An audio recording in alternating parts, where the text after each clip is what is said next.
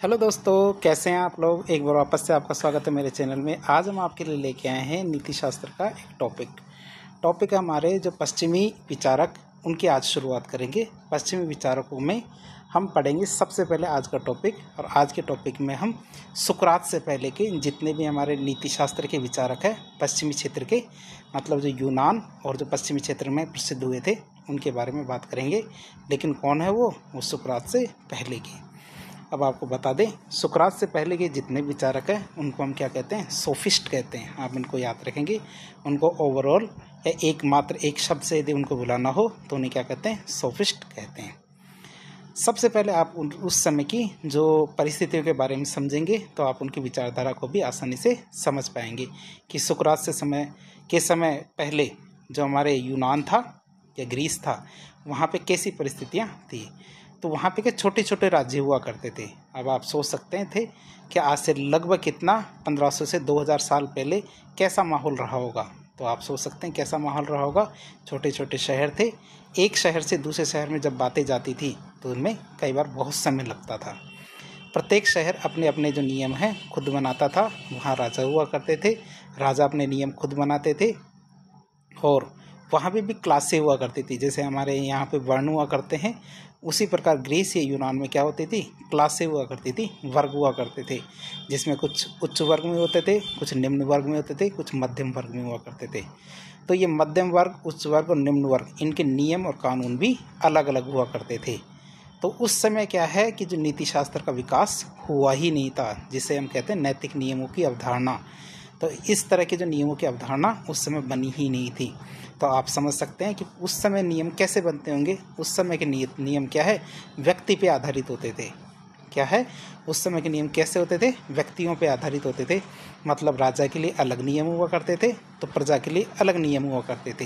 राजा को कभी फांसी की सज़ा नहीं हो सकती थी, तो प्रजा में कुछ वर्ग ऐसे हुआ करते थे जिनको फांसी की सज़ा हो जाए तो किसी को कोई फ़र्क नहीं पड़ता था। क्यों? क्योंकि नैतिक नियम उस समय के व्यक्तिनिष्ठ होते थे, मतलब व्यक्ति पे आधारित होते थे। तो ये हम पढ़ेंगे हम सुकरात से पहले के, मतलब सोफिस्ट। तो शुरुआत करते हैं आज का लेक्चर। सोफिस्ट विचारकों की बात करें तो सोफिस्ट विचारकों के अनुसार किसी विचार अथवा सिद्धांत के सत्य अथवा उचित होने की कसौटी क्या होती है, उसकी व्यवहारिक उपयोगिता। इसका मतलब ये है कि उस समय जो हमारे नैतिक नियम होते थे या कोई विचार या कोई सिद्धांत होता था, वो सही है या नहीं है। इस बात को किस प्रकार से तय किया जाए या फिर किस प्रकार से चेक किया जाए। तो चेक कैसे कर सकते थे कि उसकी व्यवहारिक उपयोगिता है या नहीं। यदि उसकी व्यवहारिक उपयोगिता है तो वो विचार या सिद्धांत सही है, और यदि उसकी व्यवहारिक उपयोगिता नहीं है तो वह विचार या सिद्धांत क्या गलत है। तो उसकी जो सत्य होने की जो कसौटी क्या हुआ करती थी, उसकी व्यवहारिक उपयोगिता। सोफिस्टों की बात करें तो सोफिस्टों के समय यूनान के छोटे छोटे स्वतंत्र नगर राज्यों में विभक्त था, मतलब छोटे छोटे शहर हुआ करते थे उस समय। तो सोफिस्टों ने प्रत्येक नगर राज्य की सोफिस्टों ने क्या किया, प्रत्येक नगर राज्य के अलग अलग सामाजिक, आर्थिक, राजनीतिक और धार्मिक व्यवस्था के आधार पर नैतिकता की व्याख्या करने का प्रयास किया। तो उन्होंने क्या किया, प्रत्येक नगर राज्य के अलग अलग सामाजिक नियम, अलग आर्थिक नियम, अलग राजनीतिक और अलग धार्मिक नियम के आधार पर क्या नैतिकता की व्याख्या करने का प्रयास किया।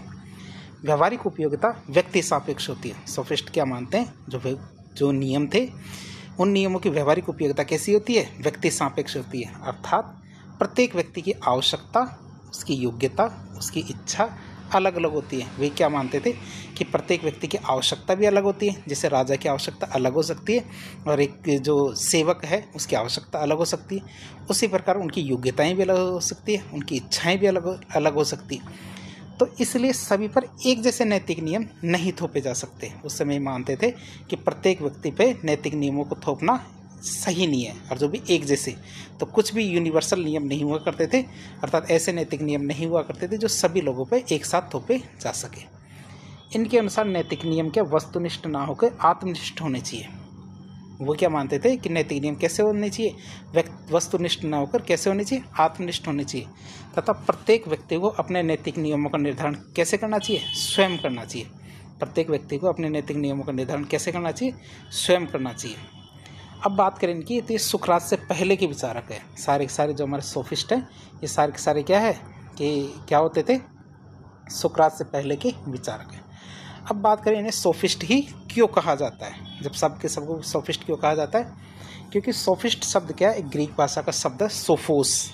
ध्यान रखेंगे, एक शब्द है सोफोस ग्रीक भाषा का, उससे उत्पन्न शब्द है जिसका अर्थ होता था शिक्षक। क्योंकि जो हमारे सोफिस्ट होते थे ये ज्ञान देते फिरते थे, इनको एक तरह का टीचर कहा जाता था। क्यों? क्योंकि एक सोफोस शब्द है जिसका अर्थ होता था शिक्षक, तो वहाँ से उत्पत्ति मानी जाती है हमारी सोफिस्ट की। अब सोफिस्टों की बात करें तो सोफिस्ट किस प्रकार की शिक्षा देते थे। अब ये मेन बात ये आती है, क्योंकि जो हमारे दार्शनिक होते हैं वो केवल क्या है, जीवन जीने की शिक्षा देते थे। तो सोफिस्ट भी क्या है, व्यवहारिक जीवन जीने की शिक्षा देते थे कि जीवन कैसा होना चाहिए, व्यवहारिक जीवन होना चाहिए। एक फालतू की उलझनों में उलझने की बजाय क्या जीवन कैसा होना चाहिए, व्यवहारिक होना चाहिए। जैसे परलोक के जीवन के बारे में ज़्यादा चर्चा करने के बजाय इहलोक मतलब इस लोक के जो कष्ट है उनको दूर करने पे इन्होंने ज़्यादा ध्यान दिया। इन्होंने नैतिकता में सापेक्षवाद पे बल दिया। आप इसे याद रखेंगे, इन्होंने क्या किया, नैतिकता में सापेक्षवाद पे बल दिया।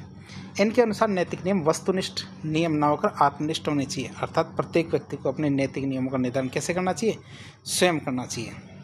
और प्रत्येक व्यक्ति की आवश्यकता, योग्यता, इच्छा, क्षमता अलग अलग होती है, इसलिए सभी पर एक साथ एक जैसे नैतिक नियम नहीं थोपे जाने चाहिए। तो अब हम देखेंगे सोफिस्टों के बारे में। तो कौन कौन से सोफिस्ट हुए, तो प्रमुख सोफिस्ट विचारक कौन कौन से थे। पहले आते हमारे कौन, प्रोटेगोरस। प्रोटेगोरस को आप चित्र में भी देख सकते हैं। ये क्या कहते हैं, सभी चीज़ों का मानक क्या होता है, मनुष्य होता है। इनके अनुसार क्या सभी चीज़ों का मानक क्या है, मनुष्य है। जितने भी नियम बनाए जाने चाहिए वो नियम कैसे होने चाहिए, मानव के जीवन को सरल और सुखद बनाने वाले होने चाहिए। जो हमारे जितने भी नैतिक नियम होते हैं वो कैसे होने चाहिए, मानव जीवन को सुखद बनाने वाले होने चाहिए और सरल बनाने वाले होने चाहिए। अब बात करते हैं इनके अनुसार कि ये क्या कहते हैं। इन्होंने व्यक्तिगत सापेक्षता का सिद्धांत दिया। क्या दिया, व्यक्तिगत सापेक्षता का सिद्धांत दिया। मतलब प्रत्येक व्यक्ति अपनी इंद्रियों और अनुभवों के आधार पर दुनिया को अलग अलग तरह से अनुभव करता है। क्या, प्रत्येक व्यक्ति क्या है, अपनी इंद्रियों और अनुभवों के आधार पर दुनिया को अलग अलग तरह से अनुभव करता है। इसलिए सत्य और वास्तविकता व्यक्तिपरक होती है और व्यक्ति से भिन्न भी होती है, व्यक्ति से व्यक्ति में भिन्न भी होती है। इस तरह क्या है, हमारी सत्य और वास्तविकता कैसे होती है, व्यक्तिपरक होती है और व्यक्ति से व्यक्ति में ये चीज़ भिन्न होती है। अब बात करें दूसरी सापेक्षता, वो कौन सी, धारणा की सापेक्षता। तो तीन तरह की सापेक्षताएं हैं, किसके अनुसार, मनुष्य की। तो पहले दूसरी सापेक्षता आती है हमारी धारणा की सापेक्षता। मतलब किसी चीज़ की प्रकृति इस बात पर निर्भर करती है कि उसे कौन अनुभव कर रहा है। क्या, कि किसी चीज़ की प्रकृति कैसी है वो इस बात पर निर्भर करती है कि उसे कौन अनुभव कर रहा है। उदाहरण के लिए देखें तो एक व्यक्ति को हवा ठंडी लग सकती है, वहीं दूसरे को वही हवा क्या गर्म लग सकती है। एक व्यक्ति को वो हवा क्या ठंडी लग सकती है तो वही हवा दूसरे को गर्म भी लग सकती है। तो प्रोटेगोरस के अनुसार दोनों ही अपनी अपनी धारणाओं में सही होते हैं। किसी व्यक्ति को कोई चीज़ मधुर लग सकती है, अच्छी लग सकती है, तो दूसरे व्यक्ति को वही चीज़ क्या खराब भी लग सकती है। तो ये व्यक्ति पर निर्भर करता है, जिसे कहते हैं धारणा की सापेक्षता। तीसरा था मूल्यों की सापेक्षता। मतलब नैतिकता और मूल्य भी व्यक्ति और समाज के सापेक्ष होते हैं। क्या होता है, नैतिकता और मूल्य भी क्या होते हैं, व्यक्ति और समाज के सापेक्ष होते हैं। सही और गलत, अच्छा और बुरा, ये सार्वभौमिक और निरपेक्ष सत्य नहीं है। क्या, सही और गलत, अच्छा और बुरा क्या है, ये सार्वभौमिक निरपेक्ष सत्य नहीं है, बल्कि मानवीय सहमति और परंपराओं पर आधारित होते हैं। ये क्या होते हैं, मानवीय सहमति, कि मानव जिसको मान ले वही नियम है, मानव जिसको मान ले वही परंपरा है, इसी पे आधारित होते हैं। तो हमने देखा कि जो प्रोटेगोरस है ये क्या मानते हैं, सभी चीज़ों का मानक क्या, मनुष्य है। और इसके लिए उन्होंने क्या तीन तरह की सापेक्षता के सिद्धांत दिए। एक तो व्यक्तिगत सापेक्षता, कि प्रत्येक वस्तु ये मतलब प्रत्येक सत्य और वास्तविकता क्या है, व्यक्ति पर निर्भर करती है। दूसरा धारणा की सापेक्षता, कि मतलब व्यक्ति जिसको माने वही सही है, जिसको ना माने वह सही नहीं है। मतलब एक व्यक्ति को हवा ठंडी भी लग सकती है और वही हवा दूसरे व्यक्ति को गर्म भी लग सकती है। तीसरा था मूल्यों की सापेक्षता, तो व्यक्ति के मूल्य डिसाइड करते हैं इसको। फिर आता सत्य की सापेक्षता। क्या, सत्य की सापेक्षता की बात करें तो प्रोटेगोरस के सापेक्षतावाद का अर्थ है कि कोई वस्तुनिष्ठ या निरपेक्ष सत्य नहीं होता। प्रोटेगोरस ये मानते हैं सापेक्षता का अर्थ क्या है, कि कोई वस्तुनिष्ठ या निरपेक्ष सत्य नहीं है। सत्य वह है जो किसी व्यक्ति या समुदाय को सत्य प्रतीत होता हो। भैया आपको मेन चीज़ क्या, सत्य क्या है, कि सत्य वह है जो किसी व्यक्ति को या समुदाय को सत्य लगे, वही सत्य है। इसका मतलब यह है कि विभिन्न व्यक्तियों या समुदायों के लिए अलग अलग सत्य भी हो सकते हैं, कि एक समुदाय किसी चीज़ को सत्य मानता हो तो दूसरा समुदाय उसी चीज़ को असत्य मानता हो, तो दोनों के सत्य अलग अलग हो सकते हैं। कि जैसे हिंदू समुदाय में गाय की पूजा की जाती है, लेकिन मुस्लिम समुदाय में इस गाय की हत्या करके और उसको खाया भी जा सकता है, जैसे बीफ कहते हैं, तो दोनों के सत्य अलग अलग हो सकते हैं। और कोई भी सत्य दूसरे से बेहतर और अधिक नहीं है। क्या कोई भी सत्य क्या दूसरे से बेहतर या अधिक सही नहीं है। अब बात करें प्रोटैगोरस के दर्शन शास्त्र का महत्व और उसकी आलोचना किस तरह से की जाती थी। बात करें तो प्रोटैगोरस का सापेक्षतावाद का सिद्धांत दर्शन शास्त्र के इतिहास में एक बहुत ही महत्वपूर्ण मोड़ साबित हुआ था। इसने वस्तुनिष्ठ सत्य की पारंपरिक धारणा को चुनौती दी और ज्ञान और नैतिकता की मानवीय और सामाजिक नींव पर ध्यान केंद्रित किया। इन्होंने क्या किया कि जो सत्य की जो पारंपरिक धारणा है उसको चुनौती दी और ज्ञान और नैतिकता की मानवीय और सामाजिक नींव पर ध्यान केंद्रित किया। उनके विचारों में ज्ञान मीमांसा, नैतिकता और राजनीति के क्षेत्र में बाद के जो दार्शनिक थे इनको गहराई से प्रभावित किया था।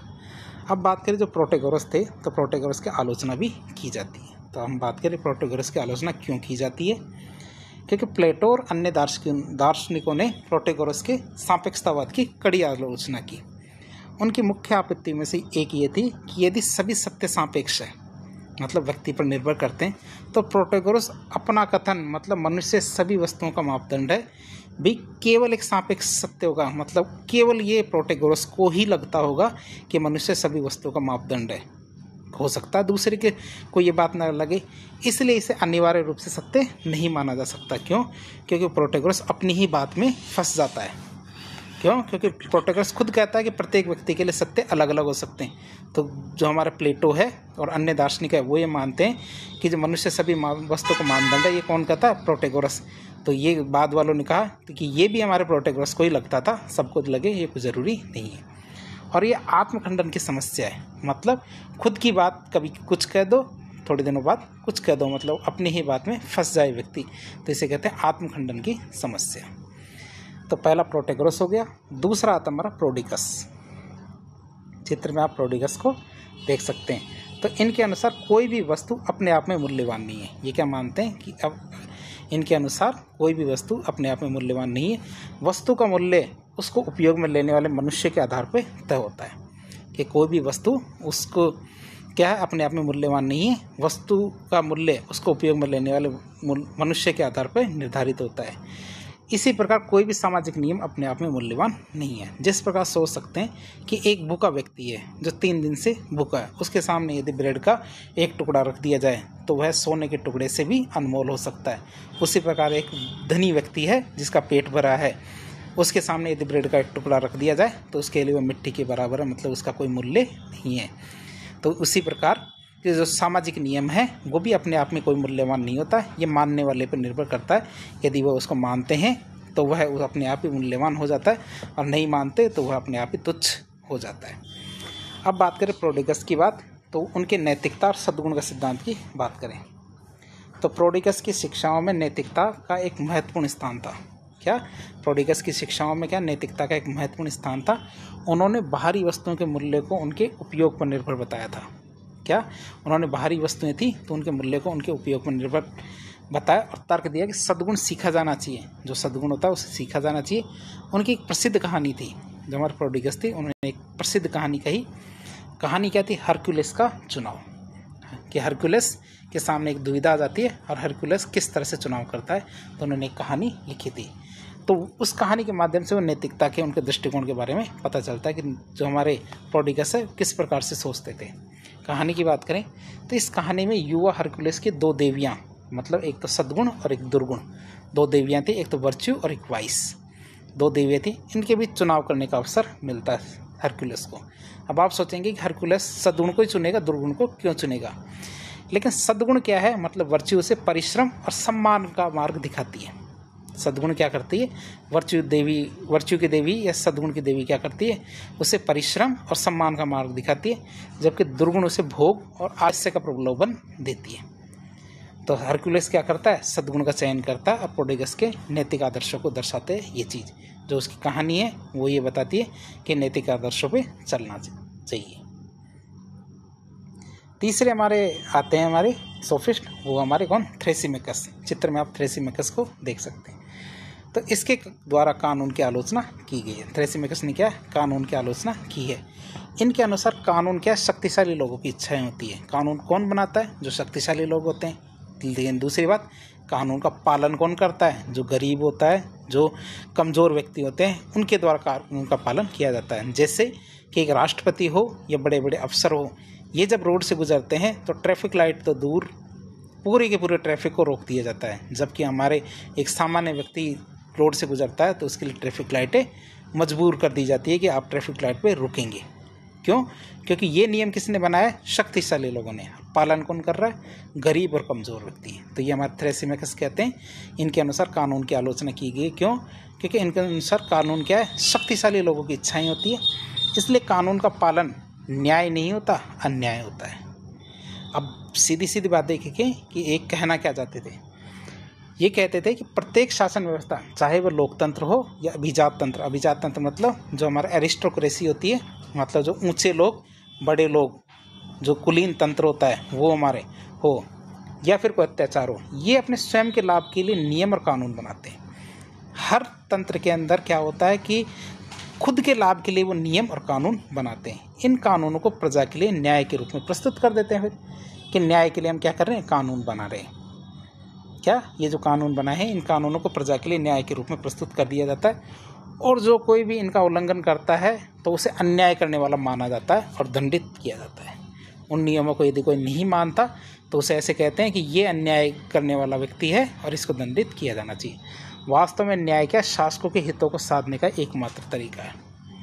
कि यदि शासक है, राजा है या बड़े उच्च कुलीन लोग हैं, यदि इनके हित सध रहे हैं तब बस तो भैया कि न्याय हो रहा है, और यदि इनके हित नहीं सध रहे हैं तो अन्याय हो रहा है।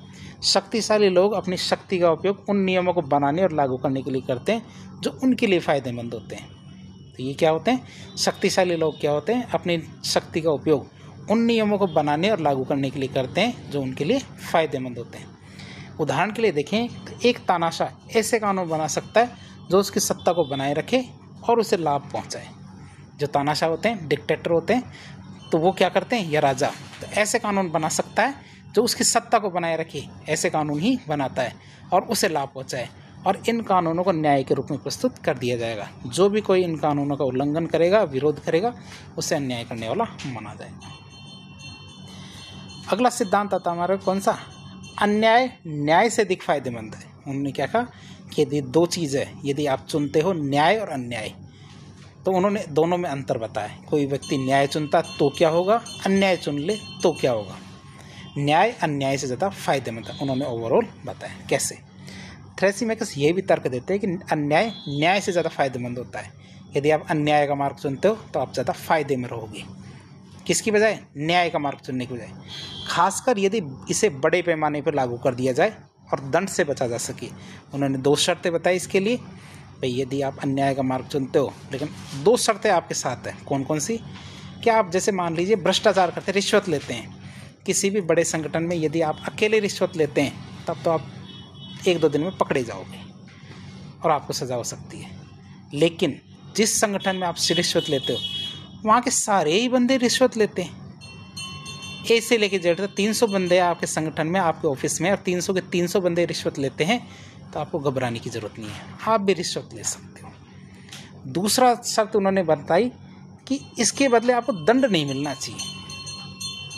जब दंड मिल रहा है तो आप कानून को मानोगे, और दंड नहीं मिलेगा तो आप बेखौफ होकर अन्याय कर सकते हो।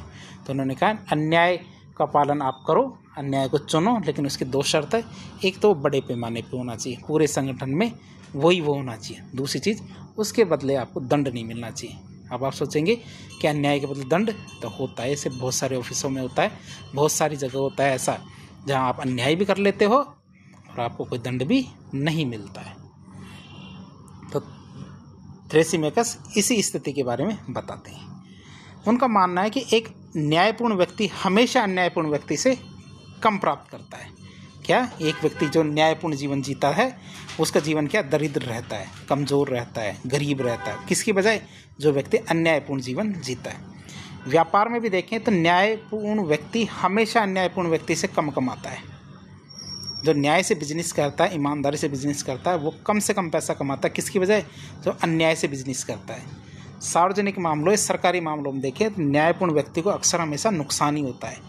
जो व्यक्ति न्याय से काम करता है उसको हमेशा नुकसान होता है, जबकि अन्यायपूर्ण व्यक्ति क्या लाभ ज़्यादा कमाता है। अन्यायपूर्ण व्यक्ति क्या करता है? लाभ ज़्यादा कमाता है। सबसे पूर्ण रूप में अन्याय जैसे कि अत्याचार सबसे अधिक फायदेमंद होता है। क्या? अत्याचार करने वाला ज़्यादा फायदे में रहता है। क्यों? क्योंकि अत्याचारी अपनी इच्छा के अनुसार सब कुछ कर सकता है और उसे दंड भी का भी कोई डर नहीं होता। जो अत्याचारी होता है वह अपनी इच्छा के अनुसार कुछ भी कर सकता है, साथ ही साथ उसे दंड का भी कोई डर नहीं होता है। थ्रेसिमेकस के अनुसार न्याय एक कमजोरी और मूर्खता होती है।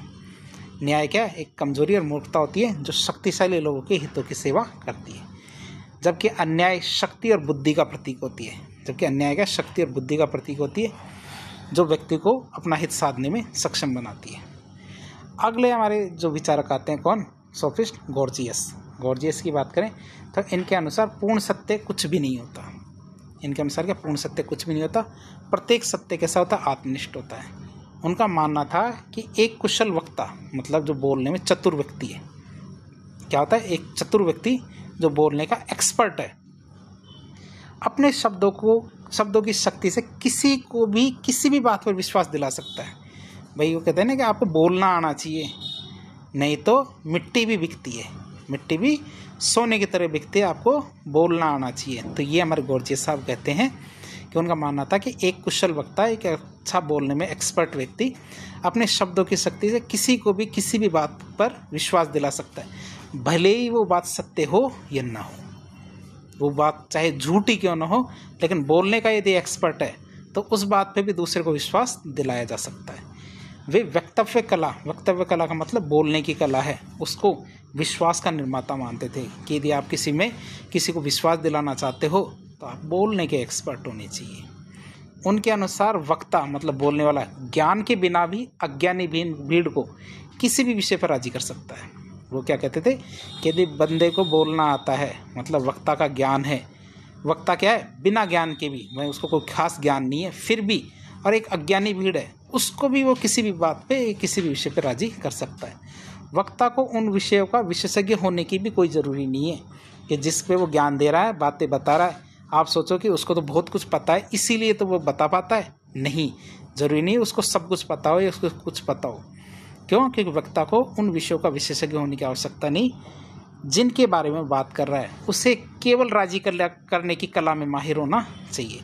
उसे क्या है, जैसे कहते हैं ना अपन, चापलूस व्यक्ति ज़्यादा ज्ञानी व्यक्ति नहीं होता है, बस उसे क्या है, वक्तव्य कला मतलब बोलने की कला में वो माहिर होता है। मतलब राजी करने की कला किसी को आ जाती है तो बहुत खुश रहता है। और ये सुझाव देते हैं कि गॉर्जियस क्या है, वस्तुनिष्ठ सत्य की संभावना पर संदेह करते हैं और प्रभावी संचार को अधिक महत्वपूर्ण मानते हैं। और ये क्या करते हैं, संदेहवाद पर भी बल देते हैं।